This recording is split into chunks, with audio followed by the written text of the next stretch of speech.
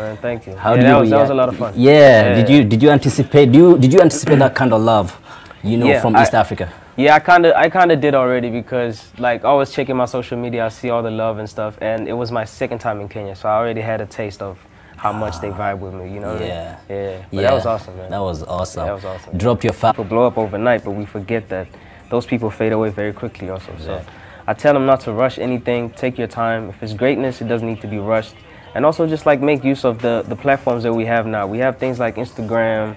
We have TikTok, you know, you see people go viral over there every day. There's always like a stage for people to show their talent, you know what I mean? Yeah. Tell them to utilize that to the best of their ability, and just have faith and believe, man, it'll work out. It doesn't matter where you're from. You can be from the darkest corner of the world. If you have something special about you, your light will shine, man. That's really dope, man. And let's give people a brief journey of Nasty C, man. You've been hosted by some of the biggest names in the industry when it comes to hip hop, Ebro, Seniors, what's the name of this one?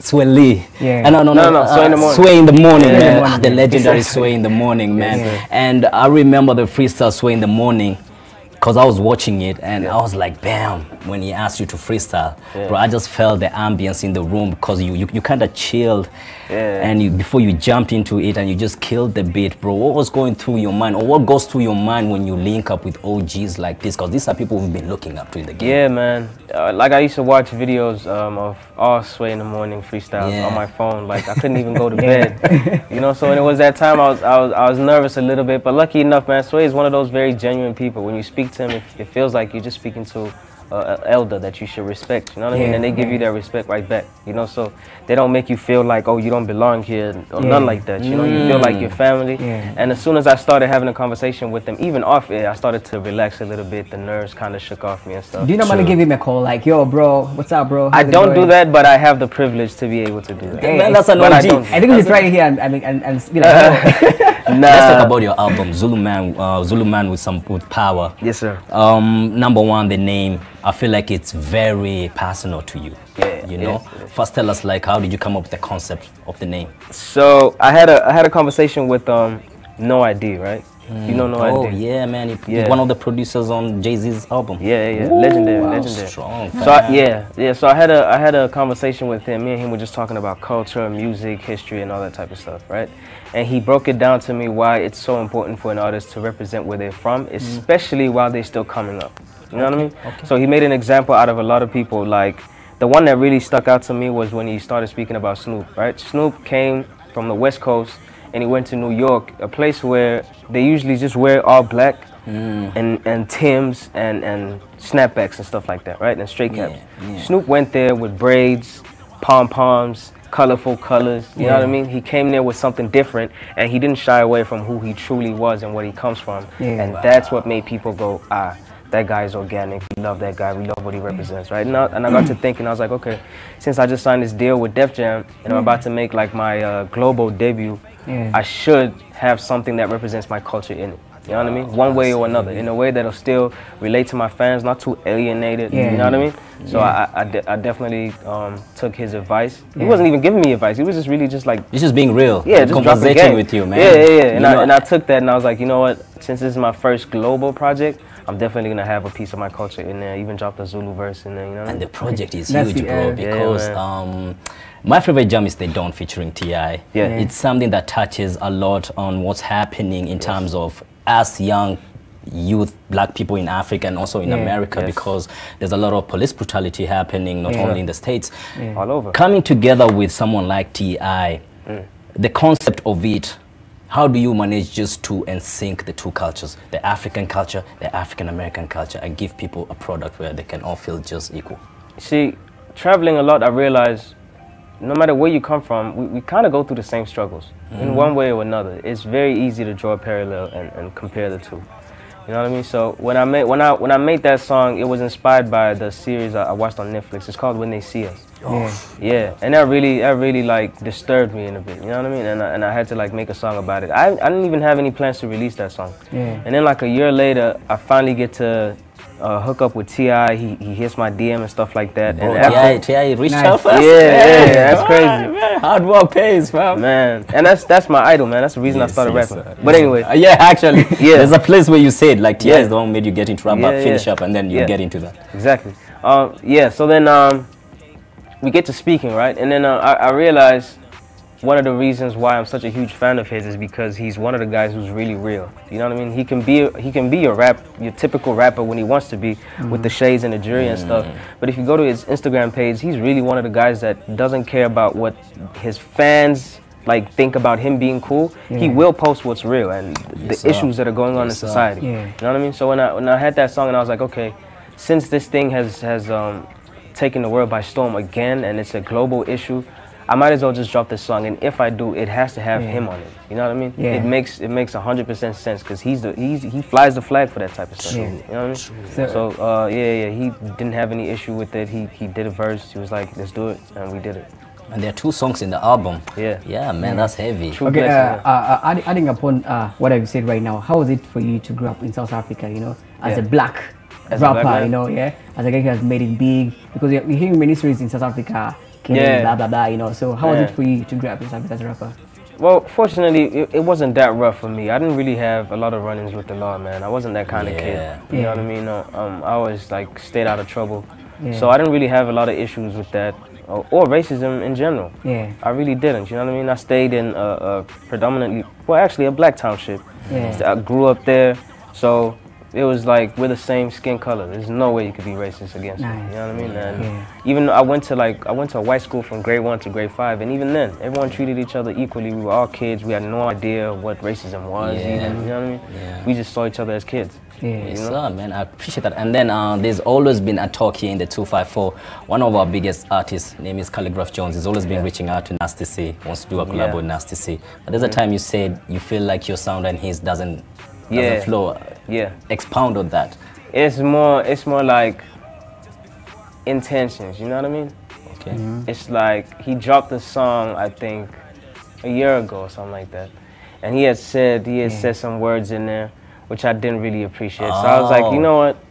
If you that's feel like how you're taking shots? No, I don't feel like. I think he was. Oh, okay. Wow. Yeah, a lot of people felt the same too, and I was like, okay, cool. I'm not gonna start beef with anybody. I don't really want to do that. Kenya's really one of the places I love to come and chill. So I'm just gonna stay out of the way. Can we resolve the issue, man? He's my boy. I can hear him. Hey, man, he's the one that started that whole thing. So he'd have to clear it up. Yeah, respect. What brings you in the 254? We just had to step out of the country for a bit, man. Come get inspired. Come to the place where we know we find people with good energy. Every time I'm here, people always treat me like the best, man. I always get the utmost of love, whether I'm doing a show or not, you know. So I wanted to come extend my stay a bit. Every time I'm here for like 2 days, 3 days. Yeah, this time I came, it was like, we made it like 3 weeks. We're doing like a month, bro? Yeah. So, what? So are you doing a tour around Africa or only in Nairobi? I really just came out here, right? But I realized since I'm closer to places like Nigeria and Tanzania from here versus from home, I might as well just make a stop there, which hasn't even been confirmed. It's just like an idea that we're coming up with. But yeah, I really just came to Kenya. Have you thought about going to Uganda for a while? I've been there. Uganda? Yeah, I went there for a show. I think like 2 years ago, if I'm not mistaken, something like that. He's from Uganda. So. Oh, you're from there? Yeah. Oh yeah, I love it out there, man. We did a show at one of the clubs there. It was nuts. It was like a mosh pit in the club. It was my first time seeing that. Are you sampling some of the artists, like, because we have some new cats, Xenia, Manasseh. Have you listened to Xenia? Of course, we have Nikita. Xenia was at the house like 3 days ago. She's tied in with my artist, Rolin. So they're best friends now, practically. I met her in SA actually. Not so long ago. I think early this year. And also Nikita Kering, you should listen to her. She's really dope. And then on the question of the day today, man, we're asking, because we have our new kids joining high school from primary school, so we are asking them what advice can you give them, you know, just a life hack. What kind of advice, man? Like just regarding life? Like actually, how's even that, like high school life in SA? Is it similar high school to life Kenya, in SA? What's it like? I think it's the same in a lot of places, maybe not all places, but I think in SA it's like some high schools would be the typical. You're either the cool kid or you're the kid that no one really pays attention to, or you're a nerd or something like that. So you just have to kind of pick your lane and be comfortable with that. But for the most part, high school was fun, man. High school was fun for me.